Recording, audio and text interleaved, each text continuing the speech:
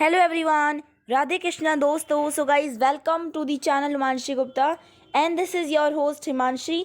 सो guys आज की video में हम लोग इंग्लिश का चैप्टर पढ़ेंगे। फुल डिटेल एक्सप्लेनेशन मिलेगी इन वन वीडियो। ओके, तो आज की वीडियो में हम लोग वो पूरा का पूरा चैप्टर कंप्लीट कर देंगे। Okay, so let's start this video. So guys आपको वीडियो के एंड तक रहना है ताकि आपको ये पूरा का पूरा चैप्टर क्लियर वे में समझ आ जाए। ओके, सो आपके चैप्टर का नाम है द एलिंग प्लैनेट और ये कौन से बुक का है? हॉर्नबिल बुक का है, जिनके राइटर है Nani Palkhivala. Okay, so let's begin with the chapter, but before that don't forget to see the description of this video. So guys जिन ने अभी तक इस वीडियो का डिस्क्रिप्शन नहीं देखा है तो प्लीज़ अभी जाओ और डिस्क्रिप्शन चेक कर लो, बिकॉज डिस्क्रिप्शन बहुत ही इंपॉर्टेंट रोल प्ले करता है। ओके, सो प्लीज़ अभी के अभी डिस्क्रिप्शन देख लो। Okay, now let's move forward और ऊपर जो आई बटन आएंगे उनका भी ध्यान रखना। ओके, सो इंट्रोडक्शन के बारे में बात करते हैं इस चैप्टर के कि ये चैप्टर है क्या आखिर। This chapter is based upon degrading position of your mother earth, of our mother earth. The present scenario of India is highly deplorable as a report of Parliament Estimates Committee highlights near catastrophic depletion of India's forests at the rate of 3.7 million acres a year. The article, The Ailing Planet, The Green Movement's Role, was written by the Nani Palkiwala and published in the Indian Express on 24 November 1994. Okay. So guys इस chapter का introduction मैं आपको बता देती हूँ। तो इस chapter के अंदर हम लोग बेसिकली हमारी अर्थ, हमारी मदर अर्थ के बारे में जानेंगे, जिसकी अब बहुत ही बुरी हालत हो गई है। बिकॉज इसके जो पार्लियामेंट कमेटी के हिसाब से जो हमारी रिपोर्ट निकली थी वो ये कहती है कि 3.7 मिलियन एकर्स जो फॉरेस्ट है वो हर साल डिप्लीशन हो रही है, डिफॉरेस्टेशन हर साल हो रहा है। और वो भी क्या नंबर बताएं यहाँ पे? 3.7 million acres.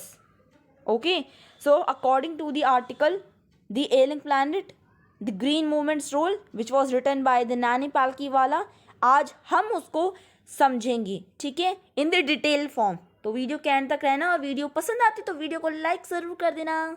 Okay, so let's go with the detail explanation of this video. One cannot recall any moment in world's history which has gripped the imagination of the entire human race so completely and so rapidly as the Green Movement, which started nearly 25 years ago. So यहाँ पे क्या बोला जा रहा है? यहाँ पे एक मूवमेंट के बारे में बात हो रही है। बेसिकली आपके इस चैप्टर में ग्रीन मूवमेंट प्लस आपकी जो सस्टेनेबल डेवलपमेंट है उसके बारे में इस चैप्टर में बात होगी। ओके, तो यहाँ पर बोला जा रहा है कि हम उस मूवमेंट को याद रख सकते हैं जो हमारे पूरी वर्ल्ड ने, हमारी पूरी वर्ल्ड की हिस्ट्री वो अभी तक याद है, उसको इतना पकड़ा हुआ है हमने ग्रीन मूवमेंट को, जब से वो स्टार्ट हुआ था। यानी कि जब हमारे राइटर लिख रहे थे नानी पालकीवाला, वो बता रहे हैं कि जब से 25 साल पहले ये जो ग्रीन मूवमेंट स्टार्ट हुई थी ये बहुत ही अच्छी ग्रिप में आई थी। Okay, in 1972 the world's first nationwide green party was founded in New Zealand. Okay, एक मिनट। ओके, सो यहाँ भी बताया जा रहा है, हमारे राइटर बता रहे हैं कि 1972 में एक बहुत ही worlds nationwide green party आई थी जो हुई थी न्यूजीलैंड में found. Okay, since then the movement, जब ग्रीन पार्टी फाउंड हुई थी तब से the movement has not look back, यानी कि तब से और आज तक लोग इससे पीछे नहीं हटे हैं। आज भी लोग more and more plants grow कर रही हैं। Okay, we have shifted one hopes irrevocably from the mechanistic view to a holistic and ecological view of the world.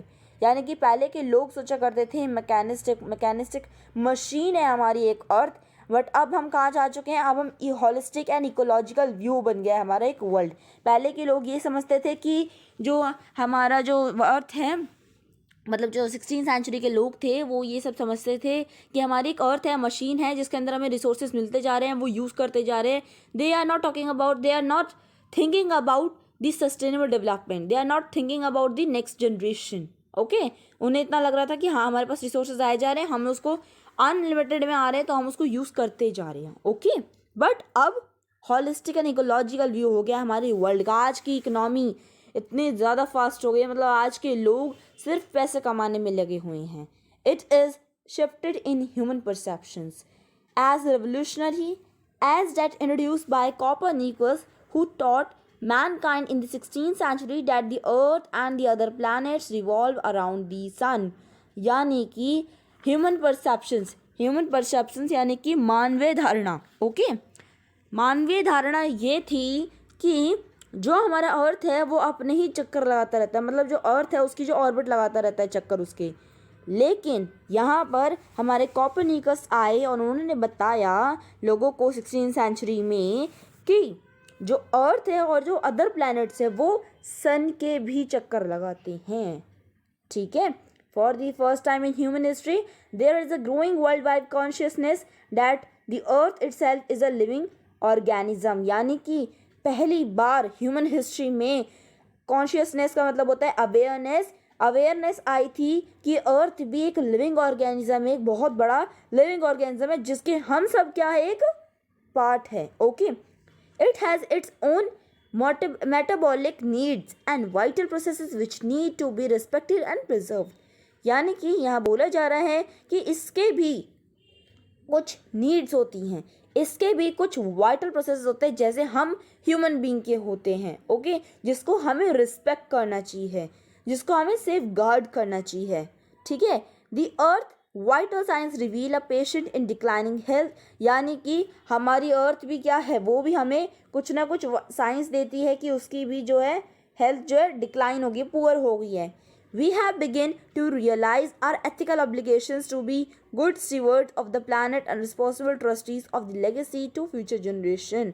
यानी कि हमने भी थोड़ा थोड़ा रियलाइज़ करना शुरू कर दिया था, तब शुरू कर दिया है कि हमें भी थोड़ा फ्यूचर जनरेशन के लिए रिस्पॉन्सिबल बनना होगा। Now if I am talking about future generation, तो इससे आपको याद आ रहा होगा आपका सस्टेनेबल डेवलपमेंट का concept. So the concept of Sustainable development was popularized in 1987 by the World Commission on Environment and Development। यानी कि आपको पता है कि 1987 में एक जो हमारा कॉन्सेप्ट था, एक जो डेवलपमेंट था वो हुआ था पॉपुलराइज, जिसका नाम था सस्टेनेबल डेवलपमेंट। ठीक है, इसके रिपोर्ट के अकॉर्डिंग बोला गया था कि development that meets the needs of the present without compromising the ability of future generation to meet their needs. यानी कि इसका मतलब क्या है, हमें रिसोर्सेज को हमें डेवलप भी होना है, हमें जो आज की प्रेजेंट नीड है उससे भी फुलफिल करना है। लेकिन हमें ये ध्यान ज़रूर रखना है जो आज हम रिसोर्सेज यूज़ कर रहे हैं वो बहुत ही प्रीशियस है, उसे आगे वाले फ्यूचर जनरेशन भी यूज़ करेगी, तो उन्हें कॉम्प्रोमाइज़ ना करना पड़े। हमें आज की अपनी नीड्स को भी फुलफ़िल करना है, लेकिन इस तरीके से फुलफ़िल करना है कि आगे फ्यूचर जनरेशन को कॉम्प्रोमाइज़ करना ना पड़े। Without stripping the natural blood of resources future generations would need। In the zoo at Lusco, Zambia, there is a cage where the notice reads, "The world's most dangerous animal"। तो यहाँ पर एक minute, ये line में थोड़ा हटा के बताती हूँ आपको कि क्या लाइन पढ़ रही हूँ मैं। तो मैं पढ़ रही हूँ There is a cage where the notice reads, "The world's most dangerous animal"। तो इसका मतलब क्या है, अब आगे सुनो, उसके बाद आपको समझ आएगा इसका मतलब क्या है। Inside the cage there is no animal but a mirror where you see yourself.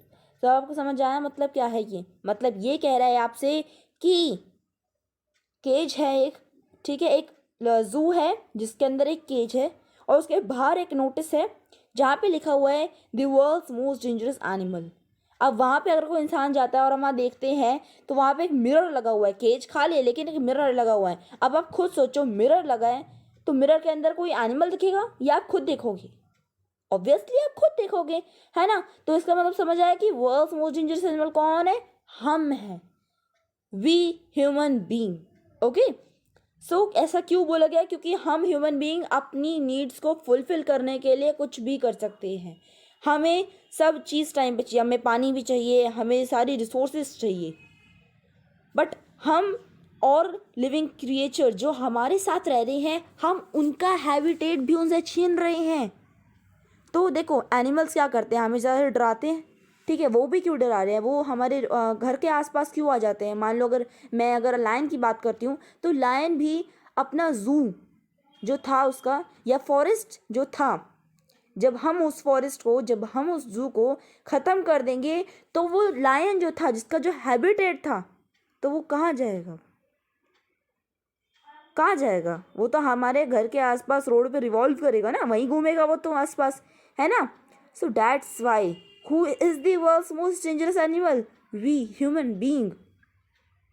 Thanks to the effort of a number of agencies in different countries, a new awareness has now dawned up upon the most dangerous animal in the world। यानी कि अब बहुत सारी different countries में ये step लिया गया है एक न्यू अवेयरनेस की, और कि जो हम पीपल है अपनी नीड्स को फुलफिल करें लेकिन हम किसी और का हैबिटेट ख़राब ना करें, इसलिए बहुत सारी और भी न्यू अवेयरनेस आई गई हैं, ठीक है।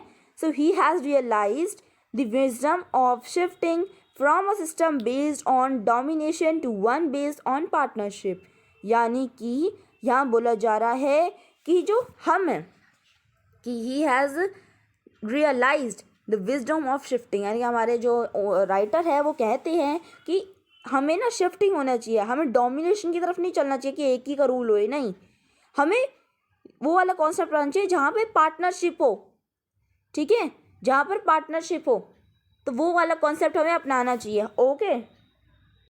ओके सो हम लोगों को भी इस पार्टनरशिप वाले कॉन्सेप्ट को अपनाना चाहिए। ओके, साइंटिस्ट हैव कैटलॉग्ड, यानी कि साइंटिस्ट ने क्लासीफाई किया about 1.4 million living species with which Mankind shares the earth. समझ रहे हो आप इसको, कि हम लोग पृथ्वी पे रहते हैं और हमारे साथ 1.4 मिलियन लिविंग स्पीशीज़ भी साथ में रहती है, जिसके साथ हम ये पृथ्वी बांटते हैं, शेयर करती हैं। Estimates vary widely as regards the still uncatalogued, यानी कि अभी भी बहुत सारी ऐसी स्पीशीज़ हैं जो अभी भी क्लासीफाई नहीं हो पाई है। कैटलॉग्ड और अनकैटलॉग्ड का मतलब classify unclassify। Okay, biologists reckon that about 3 to 100 million other living species still languish unnamed in ignominious darkness। यानी कि अभी भी यहाँ पर जो हमारी अर्थ है, अभी भी ignominious का मतलब होता है इन ignominious darkness, यानी कि अभी भी इनलाइटन हो रखी है कुछ लिविंग स्पीशीज़। ओके, तो अभी भी हमें 3 to 100 मिलियन लिविंग स्पीशीज़ के बारे में नहीं पता है, जो क्लासीफाई भी नहीं हो पाई है। Okay, now one of the early international commissions which dealt inter alia with the question of ecology and environment was the Branded Commission, which had a distinguished Indian as one of its members।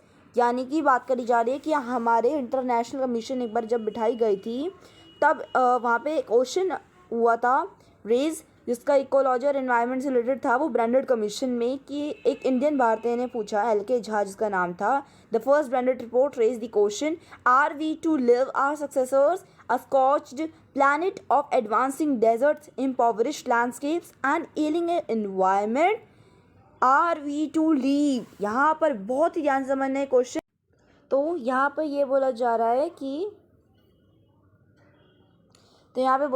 कि are we, यहाँ पर ये जो era of responsibility के बारे में बताया जा रहा है बच्चों, कि ये बोला जा रहा है गाइज कि ना एरा ऑफ रिस्पॉन्सिबिलिटी है, हम लोग धरती पे रहते हैं तो ये हमारा कर्तव्य है कि हमें अपने अर्थ को, अपनी मदर अर्थ को सेफ गार्ड करना चाहिए, ना कि उसे डिस्ट्रॉय करना चाहिए। Okay, mister Lester R Brown in his thoughtful book the global economic prospect points out that the earth principal biological system are 4 fisheries, forest, grasslands and croplands.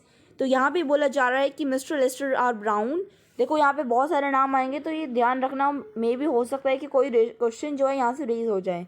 Okay, so mister Lester एक यहाँ पे था और LK Jha, so these two. Mister Lester R Brown तो अपनी thoughtful, अपने thinking की book में कहते हैं, अपने सोच रहे होते हैं, मतलब ऐसे ही द ग्लोबल इकोनॉमिक प्रोस्पेक्ट के हिसाब से हमारी जो अर्थ जिससे चलती है वो बायोलॉजिकल सिस्टम है, वो पूरा वो बायोलॉजिकल सिस्टम क्या है, हमारे 4 सिस्टम है जिसके अंदर ये सारे आते हैं, fisheries, forest, grasslands and croplands। okay, and they form and they form the foundation of global economic system. इन्हीं की वजह से हमारी जो अर्थ है वो एक पूरी ग्लोबल इकोनॉमिक सिस्टम बनती है। In addition to supplying our food, these four systems provide virtually of the raw materials for industry except minerals and petroleum derived synthetics। यानी कि मिनरल्स और पेट्रोलियम से सिंथेटिक्स ड्राइव होते हैं, लेकिन बाकी सब चीज़ों के लिए हमारी ये चार होने बहुत ज़रूरी है। ठीक है। In large areas of the world human claims on the system are reaching on unsustainable level. यानी कि देखो ये सब जहाँ जहाँ नहीं है, बहुत बड़ी बड़ी कंट्रीज़ में जहाँ पर इन सब की कमी है, जहाँ पे ये डिक्लाइन हो रहे हैं, जहाँ जहाँ डिक्लाइनिंग हो रही है इन सब की, वहाँ ये चीज़ें महंगी पड़ रही है। जैसे मैं अगर फायरवुड की बात करूँ तो फायरवुड हमारी किस लिए होती है? कुकिंग के लिए ना। लेकिन कुछ कंट्रीज़ में हमारी फायरवुड बहुत एक्सपेंसिव हो गई है। ठीक है। Since the tropical forest is in the words of doctor Myers the power house of evolution. यानी कि ट्रॉपिकल फॉरेस्ट जो थे हमारे वो भी डिक्लाइनिंग पर आ रहे हैं, जिसे हम बोलते हैं power house of evolution. Several species of life face extinction. यानी कि बहुत सारी स्पीशीज़ की जो लाइफ थी वो तो एक्सटिंक्ट हो गई हैं as a result of its destruction. अब क्या हो रहा है? Result destruction. It has been well said that forest precede mankind deserts follow. यानी कि ये बहुत ही सही बोला गया है, forest precedes mankind deserts follow. अगर जब बात करें हम बहुत ही पहले जब अर्थ बनी थी हमारी, जब इंसान नहीं थे हमारी पृथ्वी पर, तब हमारी पृथ्वी बहुत ही सुंदर थी। जब मैनकाइंड आए तो वो डेजर्ट भी बन गए। लेकिन अगर ये सब कुछ इसी तरीके से चलता रहा तो बहुत वो भी टाइम दूर नहीं है जब हमारी पृथ्वी जो है पूरी डेजर्ट बन जाएगी, रेगिस्तान बन जाएगी। The world's ancient patrimony of tropical forests is now eroding at the rate of 40 to 50 million acres a year, and the growing use of dung for burning deprives the soil of an important natural fertilizer. World's ancient patrimony के हिसाब से हम जो 40 to 50 million acres जो हम लोग जो डंग निकालते हैं वो बर्न करते हैं हम सॉइल के अंदर, तो जो हमारा नेचुरल फर्टिलाइज़र है वो भी क्या हो रहा है? डिक्लाइनिंग पर आ रहा है, वो भी नहीं होएगा सही तरीके से। The world bank estimate that of livelihood increase in the rate of forest planting is needed to cope with the expected fuel wood demand in the year 2000। James Webb the president of world's resources institute at the other day.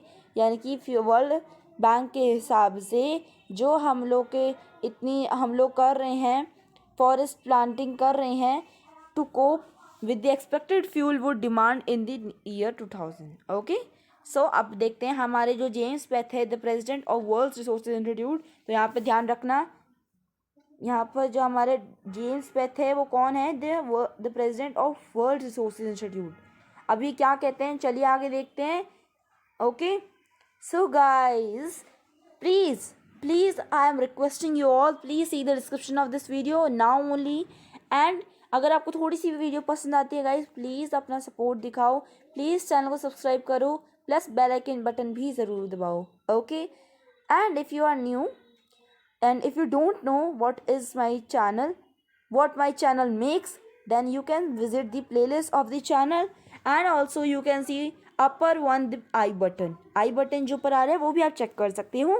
ठीक है, और comment section में ज़रूर बताना अगर आपको कोई doubt होता है, वो ज़रूर बताना, डीएम करना। You can DM me on Instagram also, my ID is there in the description link, as well as if you have any doubt you can ask me in the video comment section. Okay, how was the video? Please tell me, and did you understand the chapter? This also you tell me in the comment section. Okay, so let's move forward. James Webb हमारे the president of world resources के उन्होंने क्या कहा, चलिए देखते हैं। We were saying that we are losing the forest at an acre a second। यानी कि हम कह रहे हैं कि हम लोग फॉरेस्ट को acre a second में लॉस कर रहे हैं। ठीक है, but it is much closer to an acre and a half to a second। Article 48A of the Constitution of India provides that the state shall endeavor to protect and improve the environment. यानी कि 48A according to constitution of India कहता है that a state shall endeavour to protect यानी कि हमारी जो state है उसको एक आगे बढ़ना चाहिए ताकि अपने एनवायरनमेंट को वो इम्प्रूव कर सके, जो फॉरेस्ट है, जो वाइल्ड लाइफ है, उसे सेव कर सके।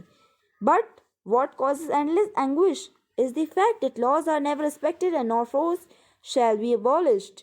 यानी कि ये फैक्ट है कि हमारा जो इंडिया है लॉज को वो ना रिस्पेक्ट करता है और हम ऐसे किसी के ऊपर इन्फोर्स नहीं कर सकते। For example, the Constitution says that casteism, untouchability, and bonded labor shall be abolished, but they flourish shamelessly even after 44 years of the operation of Constitution। यानी कि तब से 44 years हो चुके हैं हमारे कॉन्स्टिट्यूशन को बने हुए, लेकिन तब से और अभी तक हमारे जो कैस्टिज्म है, जो अनटचेबिलिटी है, जो बॉन्डेड लेबर है, हमारे कॉन्स्टिट्यूशन में तो ये सब कुछ क्या हो गए हैं, अबॉलिश, बैंड हो गए हैं। But now also people are doing this, people are flourishing it shamelessly। Okay, so a recent report of a parliament estimates committee has highlighted the near catastrophic depletion of India। यानी कि अभी recent report से, parliament estimate committee से पता चलता है हमें कि जो हमारी कैटास्ट्रॉफी, जो कमी आ रही है फॉरेस्ट की हमारे इंडिया के अंदर लास्ट 4 डिकेड से हमारे इंडिया में फॉरेस्ट और वाइल्ड लाइफ की बहुत कमी आ रही है। ओके, सो डिक्लाइन हो रहा है, डिफॉरेस्टेशन है तो ऑब्वियसली तो हो गई। India according to reliable data is losing its forest at the rate of 3.7 million acres a year. जो आपको इंट्रोडक्शन में ही मैंने बताया था कि 3.7 मिलियन ऑफ एकर्स हम लोग हर साल हमारे ट्रीज़ को, हमारे फॉरेस्ट को लूज़ कर रहे हैं। Large areas officially designated as forest land are already virtually treeless. यानी कि जो हम बोला करते थे बड़े बड़े एरिया जहाँ पे फॉरेस्ट है आज वो ट्रीलेस हो चुके हैं। The actual loss of forest is estimated to be about 8 times the rate indicated by the government statistics। यानी कि 8 गुना ज़्यादा हमारी जो गवर्नमेंट की स्टैटिस्टिक्स है हम उससे ज़्यादा लॉस कर रहे हैं फॉरेस्ट का। A 3-year study using satellites and aerial photography conducted by United Nations warns that environment has deteriorated so badly that it is critical in many of 88 countries investigated। यानी investigation के according 3 year study करने के बाद satellites को तो हमें यहाँ पता चलता है कि जो यूनाइटेड नेशंस बता रहे हैं हमें कि इन्वायरमेंट वॉर्न कर रहा है, वो ख़त्म होता जा रहा है। There can be no doubt that the growth of world population is one of the strongest factors distorting the future of human society। यानी कि हमारी आगे आने वाली ह्यूमन सोसाइटी, फ्यूचर जनरेशन की ऐसे हम कुछ नहीं कह सकते कि आगे वो कुछ होगा भी कि नहीं, बिकॉज आज हमारी जो जनसंख्या है, जो वर्ल्ड पॉपुलेशन है वो बहुत इंक्रीज़ हो रही है। अब यहाँ पे आपको पता चलेगा कि हम लोगों ने फर्स्ट बिलियन कवर करने के लिए कितने साल लग गए थे। We need million years to reach the first billion के लिए हम लोगों को मिलियन साल लग गए थे, पता है आपको। That was the world population around the year 1800। 1 billion हमारी कब थी पॉपुलेशन, अराउंड 1800। ओके, बट जब हम बात करते हैं 1900 की, 1900 की, तो वहाँ पे 2nd बिलियन हो गई थी कंप्लीट। देखो 1800 में हमें इतने साल लग गए 1800 तक आने में कि फर्स्ट बिलियन लग गया। अब देखो 1900 की बात करें 2nd बिलियन कंप्लीट हो गया, है ना। देख रहे हो कितना फ़र्क है। And the 20th century has added another 3.7 billion. यानी कि 20 सेंचुरी, 1900 में तो हम लोग 2nd बिलियन आए थे, अब यहाँ पे 3.7 बिलियन हो गए 20th सेंचुरी में। तो the present world population is estimated at 5.7 billion. यानी कि आज की जो पॉपुलेशन की बात करें 5.7 बिलियन हो गई है। Every 4 days the world population increase by 1 million. यानी कि हर 4 दिन बाद 1 मिलियन जो है हमारी वर्ल्ड पॉपुलेशन इंक्रीज होती है। सो आप समझ रही हो बातों को। Now fertility falls as income rises, education spreads and health improves. Okay, fertility fall हो रही है और हमारी इनकम राइज बढ़ती जा रही है, एजुकेशन स्प्रेड हो रही है, हेल्थ हमारी इम्प्रूव हो रही है। Third, development is the best contraceptive. यानी कि डेवलपमेंट भी एक बेस्ट कॉन्ट्रासेप्टिव है, but development itself may not be possible if the present increase in numbers continues. यानी कि इस तरीके से हमारी डेवलपमेंट मदर भी नहीं कर पाएगा, अगर डेवलपमेंट भी नहीं हो पाएगी अगर हमारी इसी तरीके से जनसंख्या बढ़ती गई तो। The rich get richer and the poor west beget children which condemns them to remain poor. यानी कि जो रिच है वो तो रिचर होते रहेंगे, लेकिन जो पुअर है वो अपनी रिमेन रहेंगे पुअर की, ठीक है, पुअर की उसमें जो है ना, जो रिच तो है वो तो रिच होते जा रहे हैं, लेकिन जो पुअर लोग हैं वो पुअर की कैटेगरी बना के रखेंगे, ठीक है। इस तरीके से अगर पॉपुलेशन जो है इंक्रीज करती गई, more children does not mean more workers, ये नहीं होता कि ज़्यादा बच्चे हो रहे तो ज़्यादा वर्कर्स मिलेंगे, नहीं, इसका उल्टा हो रहा है। पता क्या हो रहा है, ज़्यादा बच्चे हैं, ज़्यादा वर्कर नहीं, लेस वर्कर भी नहीं हो रहे हैं। यहाँ पर हम जो वर्कर्स बढ़ रहे हैं उन वर्कर्स को काम नहीं मिल रहा है, ठीक है। More workers but less employment, ठीक है। But there is no alternative to voluntary family planning without introducing an element of coercion. तो हम तो किसी को फैमिली को ऊपर नहीं कर सकते ना कि वो अपने अंश को आगे ना बढ़ाए, है ना।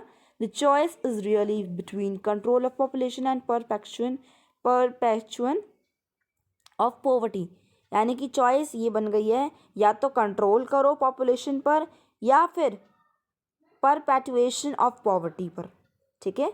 The population of India is estimated to be 920 million today, यानी कि आज अगर हम बात करें हमारी जो इंडिया की जनसंख्या के बारे में, तो आज हमारी इंडिया की जनसंख्या है 920 million, more than the entire population of Africa and south America, यानी कि अफ्रीका और साउथ अमेरिका से भी ज़्यादा आज हमारी इंडिया की पॉपुलेशन है 920 मिलियन।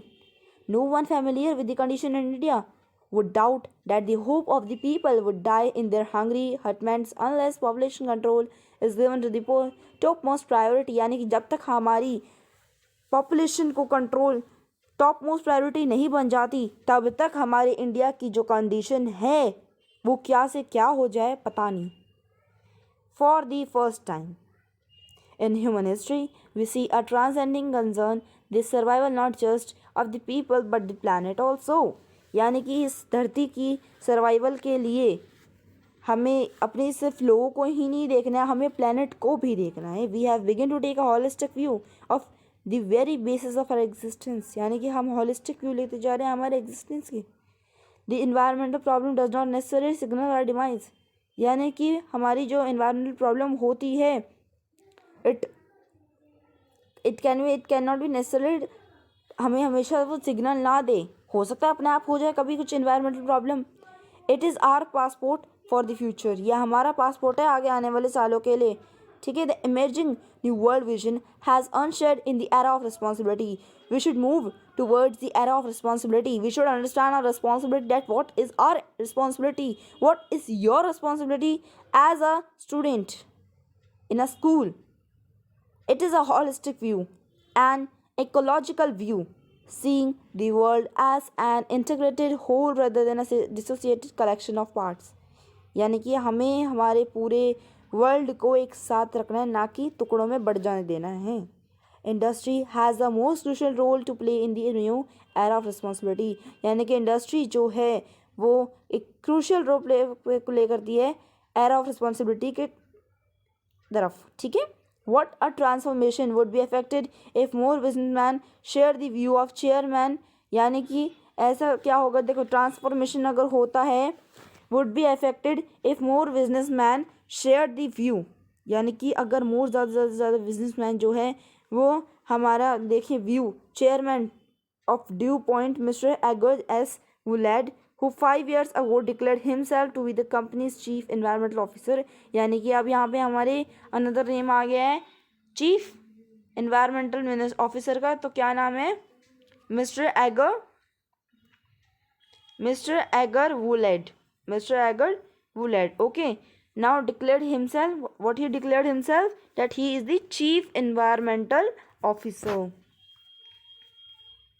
सो ही सेड, क्या कहते हैं, चलिए पढ़ते हैं। Our continuous existence as a leading manufacture required that we excel in environmental performance, यानी कि अगर हमारी जो ऐसी एग्जिस्टेंस रहती गई तो manufacture requires that we excel in environmental performance, okay, of all the statements made by Margaret Thatcher during the years of her prime ministership, यानी कि अपनी मार्गरेट जो थैचर थे अपनी प्राइम मिनिस्टरशिप में none has pass so decisively, यानी कि ऐसे कोई पास नहीं हुआ डिसिसिवली के लिए तरह into the current coin of English usage as her फ्लेक्टियस वर्ड्स, यानी कि उनके जो वर्ड्स बोले गए थे, no generation has a freehold on this earth, यानी कि ये पहले कोट आया है हमारे पास, नो जनरेशन, किसी के पास इतना, किसी भी जनरेशन का, कोई भी जनरेशन हो, छोटी हो बड़ी हो, जिस किसी के पास भी फ्री होल्ड नहीं है अर्थ के लिए, अर्थ के ऊपर। Okay, all we have is a life tenancy, हम सबके पास क्या है, लाइफ है,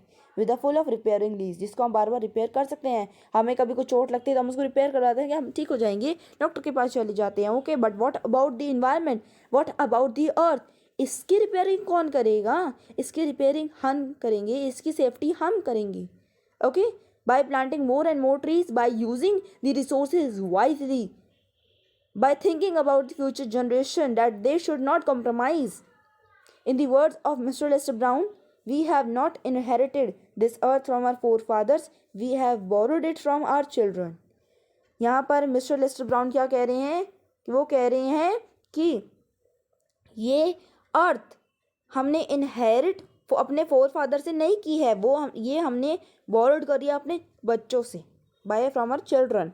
okay, so I hope you all understand this chapter, this is the end of this chapter. Okay guys, एक और बात आप सबसे करनी है, जो लोग मेरे चैनल को सब्सक्राइब नहीं कर रहे हैं, वीडियो देख लेते हैं, प्लीज़ गाइस थोड़ा सा सपोर्ट करो, थोड़ा सा अपनी तरफ से कुछ करो सपोर्ट, एक सपोर्ट सबकी तरफ से होना चाहिए। इस वीडियो को अभी कभी लाइक करो, डिस्क्रिप्शन नहीं देखा है तो अभी कभी देखो, कोई भी डाउट है आपको किसी भी particular according to your class 10th, according to class 11th, you can ask me in the comment section. Okay, and my DM link is also in the description box, so you can check it also। और video पसंद आई तो like कर देना, subscribe कर देना channel को, और comment बताना वीडियो कैसी लगी, कोई डाउट है तो पूछ लेना। ओके, तब तक के लिए जय हिंद, मिलते हैं एक न्यू वीडियो में। राधे कृष्ण दोस्तों।